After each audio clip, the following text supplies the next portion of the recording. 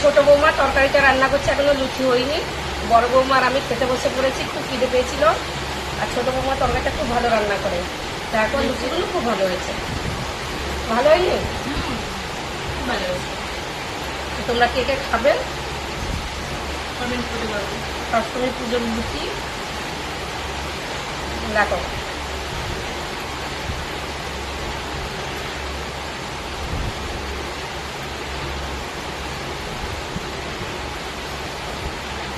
এত ভালো ভালো রান্না করে বৌমারা, তার জন্য দেখো আমি কত রোগা, ঠিক আছে, এত ভালো রান্নার জন্য।